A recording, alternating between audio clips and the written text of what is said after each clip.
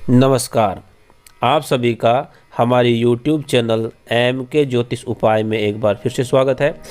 मित्रों, पिछले एक वीडियो में मैंने आपको पत्नी वशीकरण यंत्र के बारे में जानकारी दी थी और आज हम इस वीडियो के माध्यम से बात करेंगे पति वशीकरण यंत्र के बारे में और साथ ही साथ मैं आपको इस यंत्र को सिद्ध करने का मंत्र और उसकी विधि भी बताऊंगा।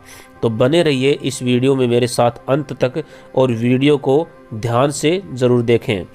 पहले मैं आपको एक बात बता दूं कि कहीं सभी महिलाएं ये सोचने ना लग जाएं कि इस यंत्र और मंत्र से मैं अपने पति को अपने पल्लू से बांध लूं या मेरा पति तो अपनी माँ की और अपनी बहन की ज़्यादा सुनता है, चलो मैं उन पे वशीकरण कर दूं जिससे कि वो सिर्फ मेरी बात सुने अपनी और अपनी बहन की बिल्कुल भी ना सुने। तो ऐसा संभव नहीं है और बिल्कुल भी संभव नहीं है।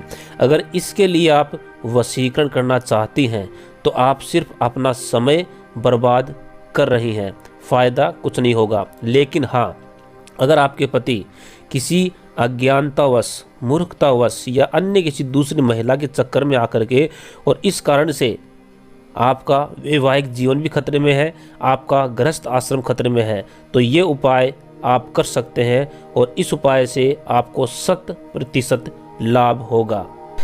इस यंत्र का निर्माण आप नवरात्रि में अष्टमी के दिन करें, रात में 8 बजे या फिर रात में 12 बजे इस यंत्र का निर्माण करना उचित रहेगा।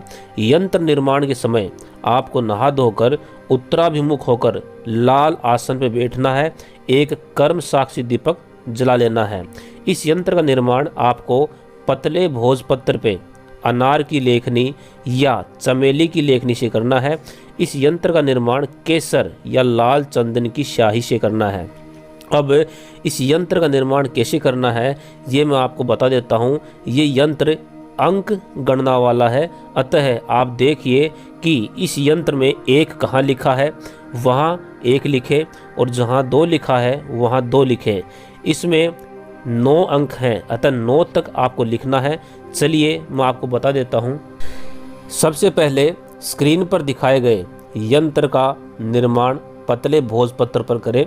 फिर सबसे पहले खाना नंबर 4 में 1 लिखें, हिंदी में 1 लिखें। फिर खाना नंबर 3 में 2 लिखें। फिर खाना नंबर 8 में 3 लिखें। फिर खाना नंबर 9 में 4 लिखें। फिर खाना नंबर 5 में 5 लिखें। इसके बाद खाना नंबर 1 में 6 लिखें और खाना नंबर 2 में 7 लिखें। फिर 7 नंबर खाने में 8 और 6 नंबर खाने में 9 लिखें। अब आपका यंत्र निर्माण पूर्ण हो चुका है। इस यंत्र में जिधर से भी आप जोड़ेंगे उधर से आपको संख्या 15 प्राप्त होगी, क्योंकि ये पंचदशी यंत्र है।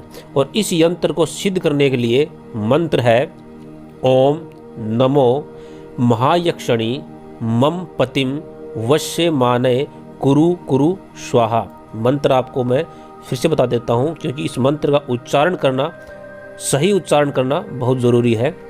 ओम नमो महायक्षणी मम पतिम वश्य मानय कुरु कुरु स्वाहा।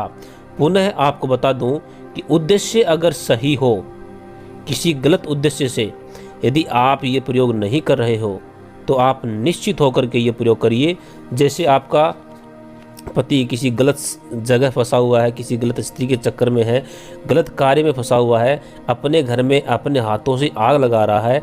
कई बार देखने में आता है कि स्त्री हो या पुरुष 2-3 बच्चे हो चुके हैं और अब किसी और के साथ भागने की तैयारी में है, यानी कि वैवाहिक जीवन टूटने की कगार पे है।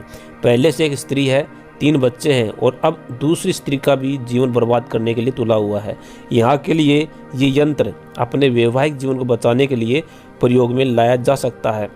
अब अगर आपका पति आप पर ध्यान नहीं देता है, अब इसका ये मतलब नहीं है कि आपकी बात नहीं मानता है और अपनी माता की, यानी कि अपनी आपकी सास की बात मानता है, अपनी माँ की बात मानना गलत नहीं है, अपनी बहन की बात मानना भी गलत नहीं है। ये बात मैं फिर बता दूं कि यदि पति पथ भ्रष्ट हो चुका है, उसके चलते आपका दाम्पत्य जीवन टूटने की कगार पर है, तो आप इस यंत्र राज की शरण में ज़रूर आइए और यंत्र राज की कृपा लीजिए। इस यंत्र को बना करके इस मंत्र की 3 माला जपिए और अगले दिन सुबह यानी कि नवमी के दिन सुबह है, इस यंत्र को चांदी के ताबीज़ में भर करके और ताबीज़ को धागे में लगा करके अपने गले में धारण कीजिए। पति को पल्लू से बांधने के लिए नहीं, पति को अपने वश में करने के लिए नहीं। वशीकरण का असली अर्थ प्रेम को जागृत करना होता है। और एक बात और आपको बता दूं कि आप ये मत सोचना कि आप इस यंत्र से किसी को भी वश में कर सकते हैं। ये यंत्र का प्रयोग आप सिर्फ और सिर्फ अपने पति पर कर सकते हैं, और वो भी सच में कोई समस्या होने पर ही ये यंत्र काम करेगा, अन्यथा सिर्फ समय की बर्बादी होगी। तो मित्रों, आज के लिए इतना ही। अगले वीडियो में फिर एक नई जानकारी के साथ आपसे फिर मुलाकात होगी। तब तक के लिए नमस्कार।